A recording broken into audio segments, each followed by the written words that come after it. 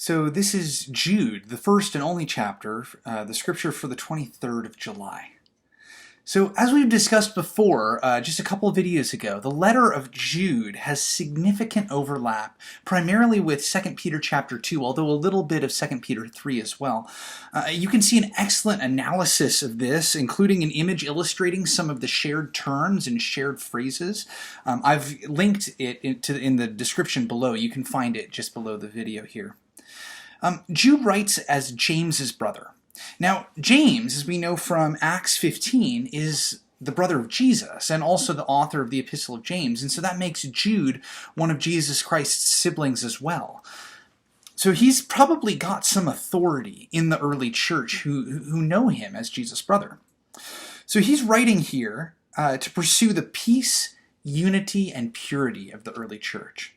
This idea of peace, unity, and purity is still around today. In the PCUSA, it's one of the ordination vows. Ministers swear that they will promise to further the peace, unity, and purity of the church. And so Jude focusing on that is of particular interest to those of us who are ordained teaching elders, and I believe ruling elders swear that as well. So similarly to 2 Peter, Jude speaks against false prophets. Anyone who's been welcomed into the people of God, into the church, but who through their example and speech attempt to pervert the mission of God's people. That's what a false prophet is.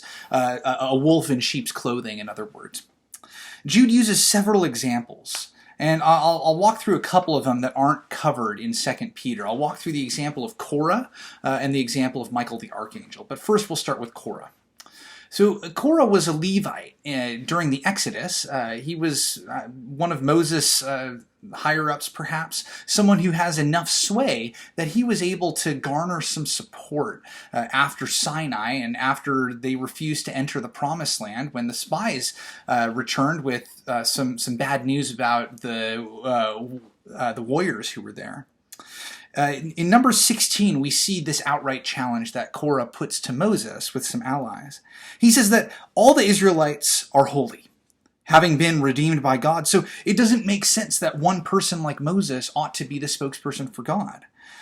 And that makes some intuitive sense. However, what Korah didn't account for is the fact that God uses Moses as a mediator, that Moses had been chosen specifically for this specific role by God. That just because all of God's people are sanctified in some profound way doesn't mean that all of God's people have the same roles, rights, and responsibilities. So 250 others align themselves with Korah. And God opens up the earth and swallows both them and their families. It's a pretty intense situation. Korah's sin wasn't that he disagreed with Moses. Don't get my words twisted here. That's not a sin to disagree with your leaders. That's part of being a good follower, is testing what your leaders suggest. No, Korah's sin was rabble-rousing, getting the congregation, the people of Israel, to take sides for him and against Moses. We sometimes see this in congregations today, that instead of going through the chain of command, people try and gain popularity and oust leaders that they dislike. Jude strongly speaks against and rejects such people. So we also hear about Michael the Archangel in his confrontation with the devil over Moses' body. Even Michael wasn't willing to challenge the devil head on. And Michael is more powerful of a God follower than any of us are here today. He opted instead to appeal to where he got his authority. God, and he appealed straight to God. He didn't try and do it all on his own. But false prophets in the church will try to do it all on their own, and they'll use slander and invective instead of appealing to the Lord. For false prophets, the ends justify the means. But for true Christians, the means need to be sanctified as well. So instead of seeking to gather like-minded people to gain influence, we are called to gather around the banner of Jesus Christ.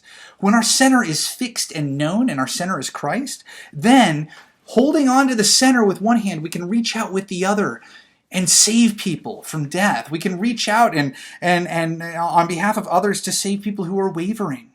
This doesn't mean that we offer approval to them full stop. No, sometimes we need to hate the garment of sin that they've covered themselves with, as Jude says. But it does mean that anyone who can be saved by holding on to the cross of Christ and reaching out is worth saving. So I wonder, what do you need to do in your life to be more like Michael and less like Korah? That's all for Jude, the first and only chapter.